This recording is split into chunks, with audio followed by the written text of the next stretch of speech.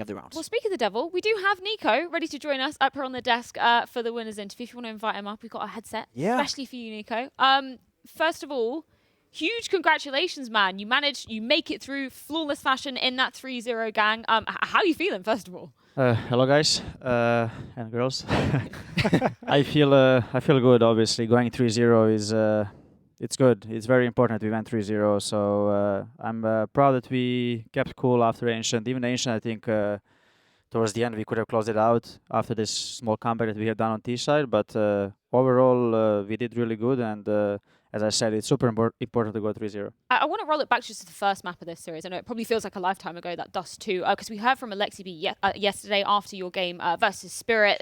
You ended up sealing in that overtime, but it was, incredibly tough for you to get those T-sided rounds. He said he knew exactly what went wrong. He knew exactly what he wanted to improve coming into Dust 2 another time. So what do you think the biggest difference was from yesterday to today? Well, obviously we watched the game and we immediately fixed the mistake that we could do, like when it comes to strats, but that was not the biggest problem that we have faced against, I don't even know who we played yesterday. But I think the biggest issue was just like our communication and wanting to close out the game too fast. Like we were up 14-4 and then like every round, if we get advantage, we try to hurry a bit, we try to rush some things and we lose the advantage, then the game gets a bit closer, then you start to hesitate. So it was definitely not a good game by us on the second half, and we just discussed it and we made sure that it does not come to that situation again. NiKo, talking about you specifically, right? I made the point coming into Mirage that as of late, you've been struggling personally a little bit on the map. I feel like you've been, kind of like the go-to player when you want to watch a player be good at Mirage. Ever since Mouse Sports and ever since your day in those teams, Mirage has been your home ground. What is it that's been causing you problems as of late on Mirage personally for you? Well, I feel like it became very hard to play on T side for me. I think in general, when I watch some other players in this role, like towards A, I feel like it became just very hard to play the map basically, because they always expect everyone knows that like you come after the group play, so it became very predictable.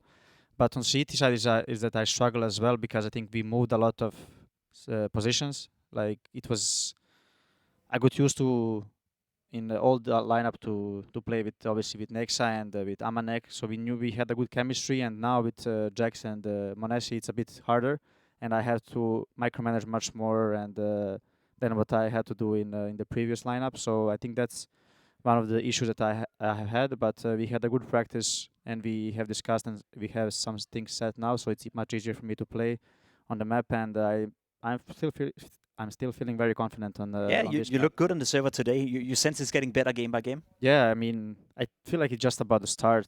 If I get off to a good start, then it's much easier to play on this map. Okay. NiKo, I was kind of curious about what your guys' prep was for ENCE on Mirage. They're a team that constantly throws out a lot of plays from spawn, a lot of set pieces. I think they nailed you guys with A hit after A hit, maybe 70% of those rounds. How did you guys feel in that match versus what you thought that match was going to be like? Honestly, I don't even think we did too much prep for Mirage. Obviously, the guys, Alexi and the coach, they watched them how they play, and Alexi just said on the halftime what we should watch out. Mm-hmm. But we knew that they play very explosive and that they have B rush, A rush, expo here, expo there. We knew what was coming to us, but I felt like they were just repeating to hit it because we kept shutting them down. So they thought like, okay, maybe we'll think they're gonna switch to B now. So they just kept repeating the A executes, and yeah, we were just ready for it all the time, and that's it. Jax did good. Monesi did good. Then we did some gambles, like where we just leave Monesi on B with top alone, and then we just play for A. If they do default, we just go for some info play if that happens. But they came A most of the time, so we didn't have to react that much. Okay, what does it mean to you for having an opper like Monesi now? Because he's a guy that we can't stop talking about, and he clearly delivered today, especially on Dust 2. What does it mean to just have that sort of reliable presence with the sniper? It means a lot, but he unlocked himself 50%. Like what he does on practice is much more impactful than what he's doing in the games. I don't know, it's just a bit different. I mean, there is a pressure and everything, but he needs to unlock himself much more, and we are trying to help him to do that. But like when you see if he's off to a flashy start, like on Dust 2, like he's gonna hit all the shots, right? But if he's a bit getting caught off guard while moving or not doing the piece he likes to do. That happened against on Dust yesterday, for example. He was just doing one thing all the time. He was not taking any initiative. And when he gets to this game that he's playing more passive, then he just gets quiet and he's not going for any moves. And he's the player that you want him to move all the time and be this flashy upper. Because if he's not flashy, not flashy, but just explosive. Exactly. That's the word. I mean, a round that we definitely saw him unlocked, I want to throw it out just to get your opinion on it. Round number 7 that we saw on Mirage on the first half. This was absolutely incredible, the clutch coming out of Manassi here. Could you kind of just walk me through what you were thinking in this moment, how the team reacted after you pulled it off? Let me remember the round first.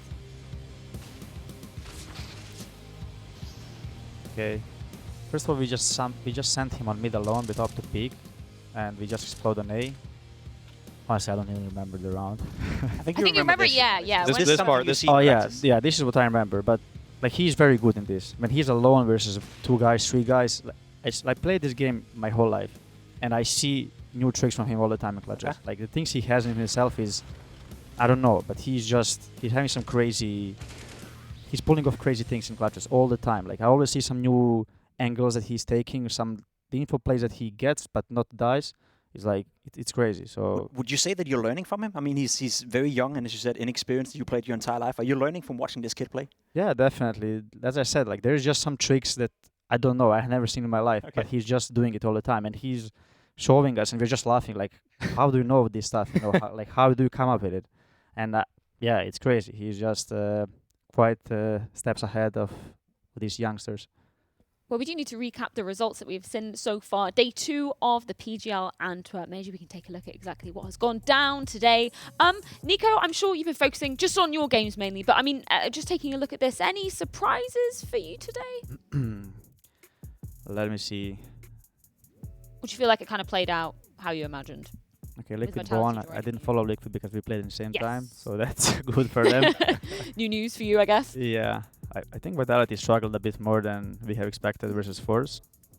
Did you have an opinion on the Renegades IHC series? Was that your 0-3? Honestly, I didn't find Renegades that bad Yeah, before, but I don't know how. First of all, I don't know why everyone put them 0-3. I mean, now I see why, but didn't find it that bad. Really, they're not that bad team. So.